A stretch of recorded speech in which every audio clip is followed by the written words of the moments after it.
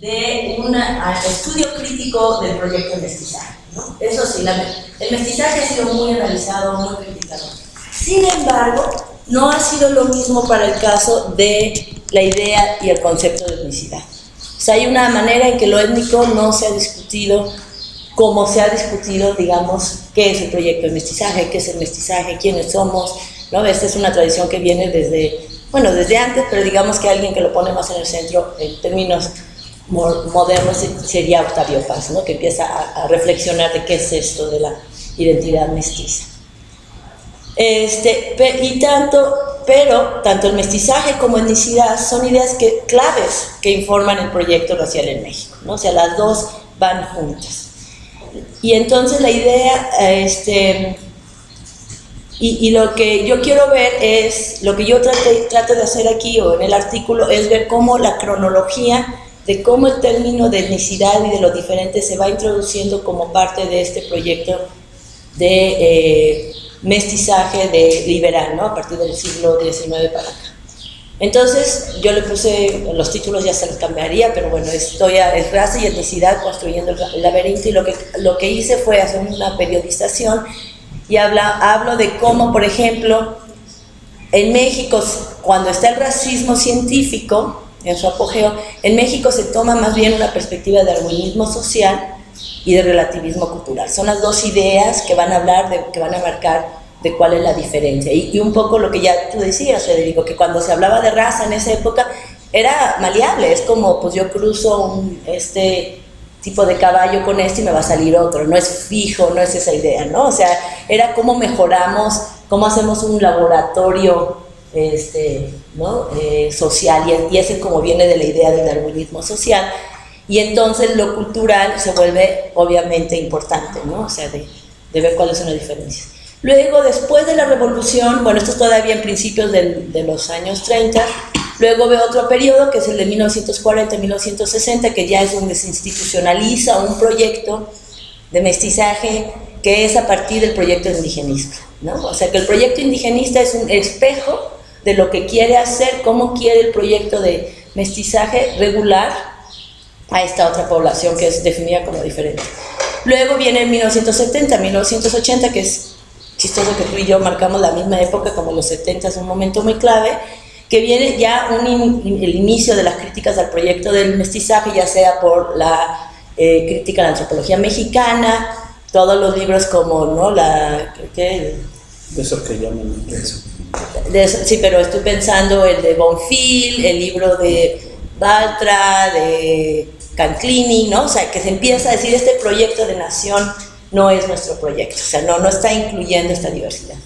Y luego, a partir de 1990 al 2000, vemos un cambio del mestizaje hacia la pluriculturalidad, que obviamente está marcada por la reforma del artículo 4, si queremos buscar un momento, o podría ser antes que la firma del Convenio 1969. Entonces, bueno, yo voy a poner aquí las citas, porque además asumo que la gente lo leyó. Esta es una cita que creo que no está en el artículo, que es de Gamio. Este es un proyecto que Gamio ayudó para el desarrollo de las zonas de riego en el norte, sobre todo el algodón, y él es, o sea, Gamio no solamente fue importante para pensar en los indígenas, sino también en todas las políticas migratorias de México. Entonces él es contratado por el gobierno mexicano para que él haga un proyecto de repatriación, de traer a los mexicanos migrantes a que habiten estos nuevos proyectos de irrigación. Y esto es lo que él habla, ¿no? Él dice, los repatriados encontrarán, y su argumento de por qué tienen que ser asentados en el norte, esto es lo que él dice. Los repatriados encontrarán en la población regional del norte un nivel de vida más alto que el que existe en el centro y el sur del país. Por eso no hay que temer que habrá una regresión cultural por la influencia de un nuevo ambiente social. Como ejemplo de la superioridad de los niveles de vida material de los habitantes de la región, podemos ver el uso generalizado de zapatos, pantalones, camas, etc. En su dieta es frecuente el consumo de tortillas de harina y carne, y la apariencia física de hombres y mujeres y niños muestran un mejor desarrollo científico que el centro y el norte. Puse norte del país, es realmente el sur del país. ¿No? Entonces aquí vemos una mezcla entre lo cultural y la ingeniería social, ¿no? La eugenesia, ¿no? Que eso es lo que va a estar informando, o sea, aunque Gamio sí es cierto que él introduce ideas de Boas para decir, lo que importa es lo cultural, ¿no? La lengua, no lo racial, no, eso no te determina, está siempre como en esta tensión, ¿no? Y yo siento que una de las cosas por las que la idea de Boas, de las ideas de la lengua, de la cultura como determinante de los grupos, le queda muy bien al nuevo proyecto de Estado. O sea, siempre tenemos que ver que siempre hay muchos proyectos, hay muchas voces, y hay que entender por qué ciertos fueron escuchados y otros no. Ahora, la siguiente, a ver, ok. Entonces aquí vemos la mezcla entre evolución social, que es la idea de que se va a dar a partir de la asimilación. Todavía estoy en la anterior, en la de los repatriados, ahí para la presentación, bueno, pero ya. Esa, gracias. Aquí entonces lo que estamos viendo es cómo hay una idea donde empieza la idea de cultura, pero que es esta mezcla de evolución social que se va a lograr en México a partir de la asimilación y la inmigración europea, que esto viene desde el siglo XIX, y la idea del relativismo cultural traído por Franz Boas, que promueve Gamio, y proyectos de eugenesia. Entonces creo que esta cita tiene toda esa mezcla, ¿no? O sea, todo lo que son los imaginarios o las políticas que se han desarrollado para el control de la población y el desarrollo del país. Ahora sí, la siguiente, por favor.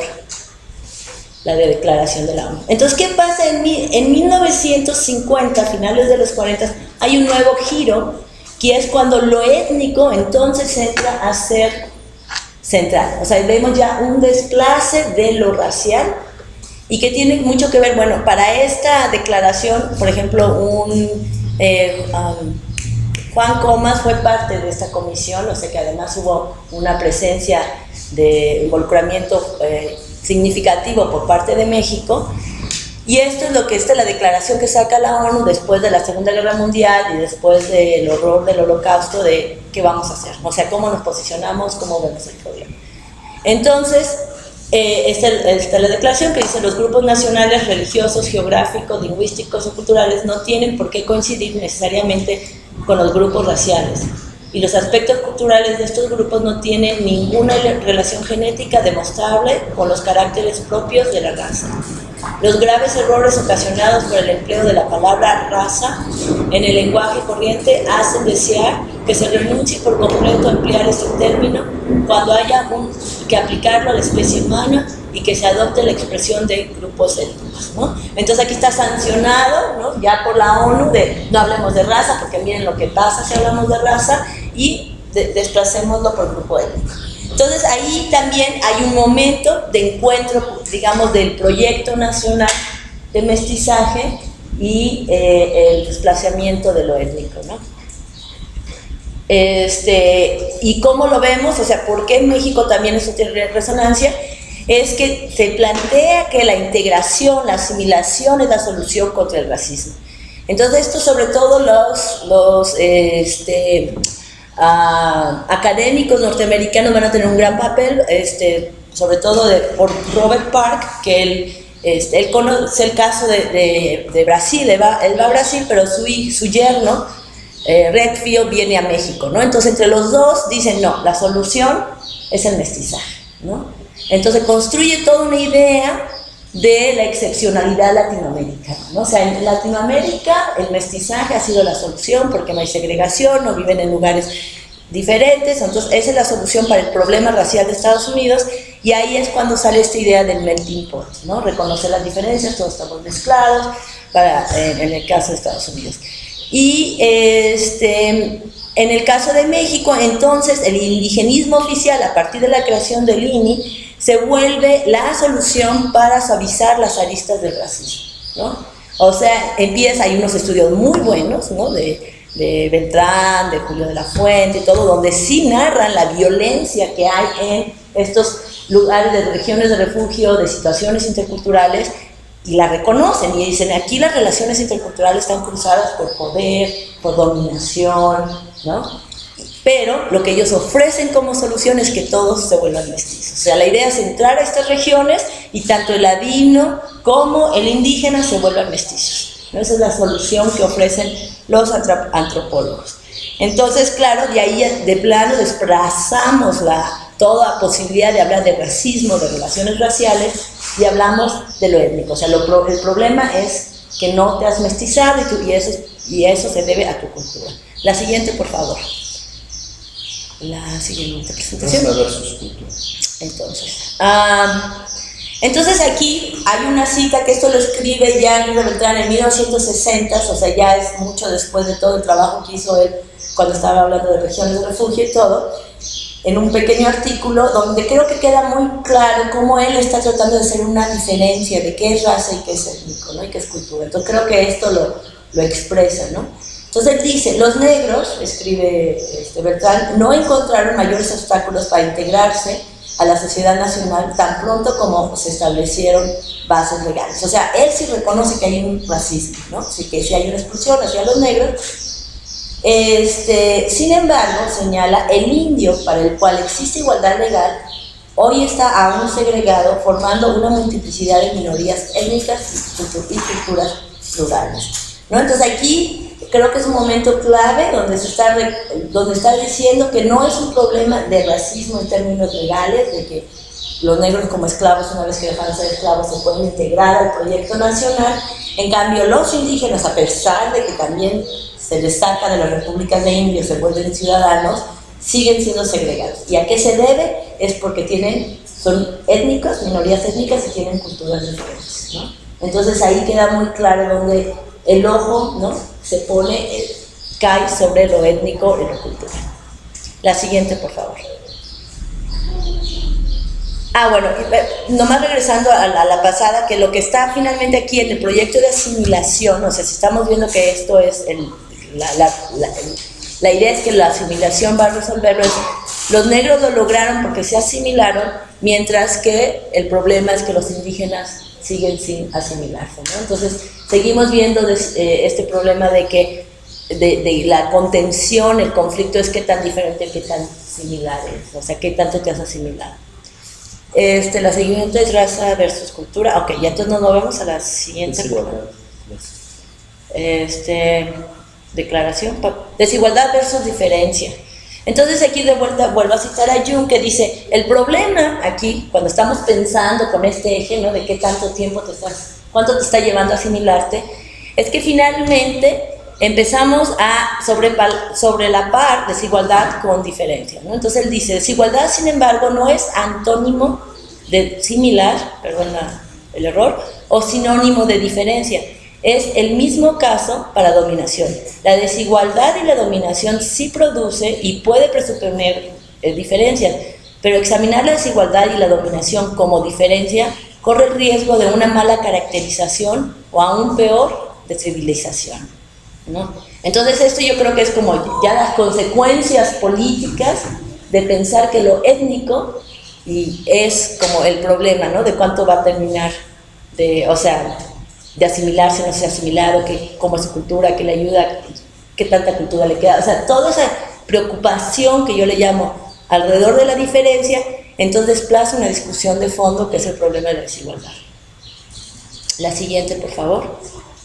Luego, eso lo pongo en contexto y voy a regresar, al final voy a tratar de aterrizar todo esto, y si no lo logro, perdón. Viene ya en los años 80 con esta crítica, ¿no?, al proyecto de mestizaje, pero no es necesariamente una crítica necesariamente desde lo indígena, ¿no?, sino es una crítica de que este proyecto no hay una cultura nacional, ¿no? Yo cuando lo leía nadie me estaba hablando desde un lado indígena, sino era más como la jaula de la melancolía, ¿no? Muy también en los términos de la mexicanidad, ¿no?, siguiendo como a Octavio Paz, esa tradición, ¿no? Pero el caso yo creo que es interesante, o con lo que escogí la cita a Guillermo Bonfil Batalla, porque él sí rescata esta idea de lo cultural, ¿no?, como un eje de posibilidad. Entonces aquí lo que vemos no es que hay un desplazamiento de lo étnico, sino hay una redefinición, una revalorización de lo étnico, ¿no? Entonces él dice, y bueno, ya lo dijo Federico, entonces no lo quiero repetir, pero él dice, bueno, él se esencializa, ¿no?, asume que hay un México profundo, y es así como de vuelta volvemos a esencializar lo étnico como algo fijo, y sigue siendo parte de este proyecto histórico del mestizaje, donde lo indígena es utilizado para reivindicarnos, ¿no? O sea, es nuestra raíz indígena, lo indígena nos va a sacar de nuestro problema con el occidente, ¿no? Digo, es mucho más complejo lo que le está haciendo, no lo quiero simplificar, pero está ahí, ese tono está ahí, ¿no? O sea, él habla de un proyecto de civilizatorio donde estos dos se van a encontrar, o sea, esta idea del encuentro sigue ahí, sigue constante, ¿no? Claro que él dice, bueno, con una mayor presencia de los pueblos indígenas, ¿no? Aquí, ¿qué es lo que está pasando también? Está viendo, por otro lado, en Latinoamérica surge la teoría de la dependencia, ¿no? Que se empieza ya a resistir, se empieza a ver que el papel que ha jugado Latinoamérica en estos procesos de acumulación de Europa, que es muy importante. Entonces lo que hace Guillermo Bonfil Batalla es darle, pues, carne y hueso a este proceso. Y también está la idea de colonialismo interno que lo trae a México Carlos González Casanova, ¿no? Que es la idea de cómo los procesos de colonización se siguen reproduciendo a pesar de que ya no hay el español, ya no está aquí, ¿no? También está lo de la antropología crítica, que es la reunión de Barbados, lo que escribieron Warman y Bonfil y Mercedes, ¿no? Todo ese grupo. Pero lo étnico sigue teniendo un papel muy importante, ya se empieza a hablar de etnocidio, entonces una crítica ya directa de los efectos negativos del proyecto de indigenismo, de asimilación, de integración, y a su contrapeso, por el caso del INI, lo que empiezan a hablar es de etnodesarrollo. O sea, no abandonamos la idea de desarrollo, pero que lo hagamos desde una perspectiva étnica, ¿no? Y bueno, entonces ahora sí, la siguiente, por favor. ¿Cómo voy de tiempo? Te faltan 15 minutos. Yo creo que voy. Entonces, voy muy rápido, pero asumo que ya leyeron el artículo y que esto ya nomás como... Entonces, ¿qué pasa en los 90? En los 90... Yo tengo una emoción de procedimiento. Como nos estás exponiendo casi lo mismo del artículo y nosotros ya lo leímos, que a lo mejor sea un poco más breve y poder profundizar más en el debate. Ok, perfecto. O sacar otras cosas que no en el artículo, porque estamos viendo, se supone que ya lo leímos todos. Y como sí, esa es como la tensión. Sí. Se nos va a ir el tiempo y ya no vamos a poder debatir. Sí, vamos a tener tiempo, pero está bien la música. Ok. Bueno, entonces me pasó esto. Entonces, bueno, de hecho, ya hubiera sido que, bueno, un poquito antes, porque esto sí es nuevo, pues, ¿no? A la siguiente, Fuentes. No, después de Carlos Fuentes, que ya la conocen, que también, bueno, es este rollo de que sí es pluriculturalidad, ya está hablando que en México llegaron europeos muy mezclados y todo, que no es la versión del español, la indígena chingada, o sea, contestando a Octavio Paz, sino que nos movemos a otro proyecto. Ahora, la siguiente, si quieren pasarse a la siguiente, que es más bien ya cultura versus raza, aquí lo que vemos, y aquí ya empiezo a hablar, es la cuestión de los derechos indígenas, ¿no? Las políticas de reconocimiento, que son políticas de reconocimiento cultural en México principalmente, y el problema que se da aquí, ¿no? Que hay un énfasis en las diferencias culturales como opuestas a la discriminación racial. Y esto permite a los estados ignorar la existencia continua del racismo, una vez que la diversidad cultural es reconocida sin que él tenga que reconocer los aspectos sociales y económicos de la injusticia racial. O sea, esos son los limitantes de las políticas de reconocimiento. O sea, te reconozco tu diversidad y con eso asumo que esto va a ser la solución al problema del racismo. Y como dice Federico, o sea que tenemos que entender que el racismo es un problema que va más allá de la diversidad identitaria, ¿no? Que es un proyecto de mucho más largo alcance. A la siguiente, por favor. Entonces, ¿qué pasa en términos de cuando tenemos dos poblaciones que han sido históricamente vulnerabilizadas y victimizadas por el racismo? Es que en este proyecto ahora de la multiculturalidad tenemos a los indígenas incluidos en este proyecto como... ¿Cómo usaste tú el término? Yo pensé en indios permitidos, pero tú tenías otro término. Etnicidades... El carisma étnico. El carisma étnico, ¿no? Yo pienso más bien en la idea de Silvia Casi-Piviera, que ella habla de indios permitidos, ¿no? Pero entonces, ¿qué tenemos, no? Que la distancia en derechos colectivos entre indígenas y negros no se debe solo a la diferencia en la capacidad de organización de negros e indígenas, sino que se debe también a que para los indígenas es más fácil que para los negros obtener derechos colectivos bajo las nuevas políticas multiculturales, ya que esos derechos son otorgados bajo la base de posiciones percibidas de una cultura distinta y no a la historia de exclusión política y discriminación racial, ¿no? Entonces yo lo que estoy tratando de ver es cuáles son las consecuencias políticas cuando ponemos lo étnico como el punto de debate, el punto de defensa, de lucha, ¿no? La siguiente, bueno, esto es lo que hablo, aquí lo que quiero terminar, con esto voy a terminar, y es cuáles son las consecuencias entonces en cómo vemos el problema de nuestro contacto con la otredad, que es algo mucho más reciente, que es cuando surge con la PRED, surgen todas estas instancias, ¿no?, contra la discriminación y el proyecto interculturalidad. Entonces eso es lo que dice Silvia Smerkes, que dice que el cambio necesario es profundamente cultural, se trata de un viraje histórico, de una voluntad de construcción de un país donde la interculturalidad, es decir, la relación de respeto y valoración entre culturas distintas, sea un ingrediente fundamental de su proyecto democrático. Entonces ya no estamos hablando de asimilación, ya estamos hablando de reconocimiento, pero sigue pensándose, o el problema se pone como un problema de cultura, ¿no? De que lo otro, la otredad, tenemos que aprender a vivir con ella, convivirla, respetarla. Y entonces, ¿qué pasa? ¿Cuáles son las consecuencias? Bueno, por ejemplo, en el caso del COPRED, perdón, esta es su definición oficial de discriminar. La siguiente, por favor. La siguiente, entonces, esta es la definición oficial de la discriminación. Entonces dice que discriminamos por temor a la diferencia, por el miedo a enfrentarnos a las diversas identidades de las personas y grupos que componen una comunidad o una sociedad.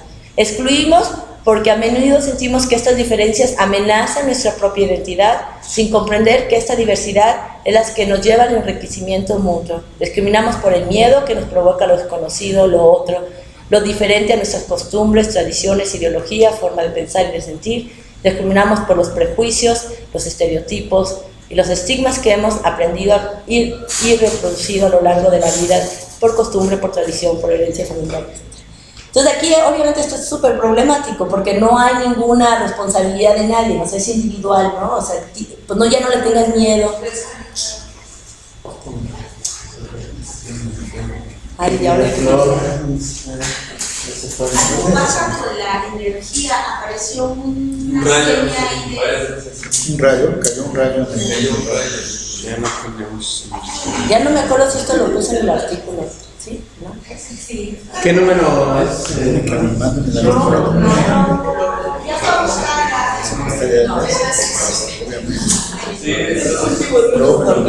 Sí, no.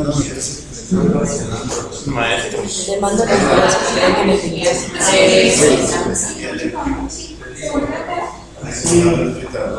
Luego me pasas el link de los ¿No te puedes ir por lo que vas y lo que vas? Lleva la energía. Me faltan 3 y ya.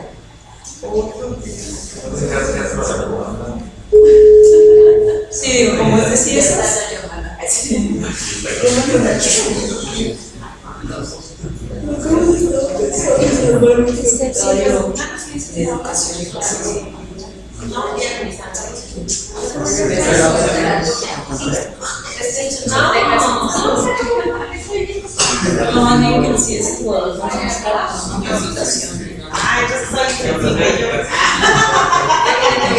El DF parece como destino inalcanzable. Destino inalcanzable, sí. Qué dramático es eso, ¿no? Destino inalcanzable. ¿Dónde vivas? Soy inalcanzable, no me pregunto. ¿Para qué te digo? Si soy inalcanzable. Claro, porque estas son votos especiales sociales.